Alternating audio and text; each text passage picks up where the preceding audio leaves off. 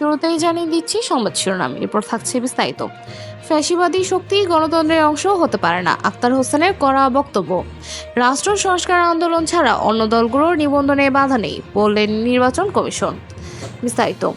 জাতীয় নাগরিক পার্টির কেন্দ্রীয় সদস্য সচিব আক্তার হোসেন বলেছেন, ফ্যাসিবাদী শক্তি কখনোই ইনক্লুসিভ নির্বাচনের অংশ হতে পারে না, আওয়ামী লীগকে নিষিদ্ধ করতে হবে। বৃহস্পতিবার রংপুরে এক জনসংযোগে তিনি বলেন, আওয়ামী লীগ ও জাতীয় পার্টির যোগসহযোগে বিগত 3টি নির্বাচন প্রহসনে পরিণত হয়েছে। তিনি আরও দাবি করেন, 2024 সালের গণহত্যার জন্য আওয়ামী লীগ দায়ী। পিলখানা ও শাপলা চত্বরে হত্যাকাণ্ডের সঙ্গেও তারা জড়িত।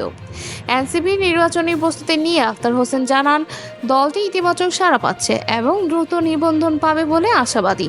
এছাড়া আগামী নির্বাচনের আগে অন্তর্বর্তী সরকারের অধীনে সংস্কার ও বিচার কার্যক্রম দৃশ্যমান করতে হবে বলেও তিনি জোর দেন। রাষ্ট্র সংস্কার আন্দোলন ছাড়া অন্য দলগুলোর নিবন্ধনে বাধা নেই বলল নির্বাচন কমিশন। বিস্তারিত। নতুন রাজনৈতিক দলগুলোর নিবন্ধন কার্যক্রম চালিয়ে যাওয়ায় সিদ্ধান্ত নিয়েছে নির্বাচন কমিশন ইসি। তবে রাষ্ট্র সংস্কার আন্দোলন দলটির নিবন্ধন প্রক্রিয়া আদালতের আদেশের কারণে স্থগিত রয়েছে। বৃহস্পতিবার ইসি আদালতের রুহেল কপি পাওয়ার পর জানায়, রাষ্ট্র সংস্কার আন্দোলন ছাড়া অন্য দলগুলোর নিবন্ধনে আর কোনো বাধা নেই।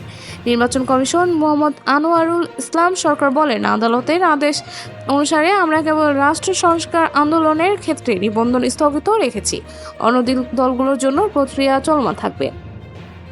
আদালত ইসির গণবিজ্ঞপ্তি কেন বাতিল করা হবে না তা জানতে চেয়ে রুল জারি করেছে এবং 4 সপ্তাহের মধ্যে জবাব দিতে বলেছে। এই ছিল সর্বশেষ আপডেট। নতুন আরও আপডেট পেতে আমাদের সঙ্গেই থাকুন। ধন্যবাদ।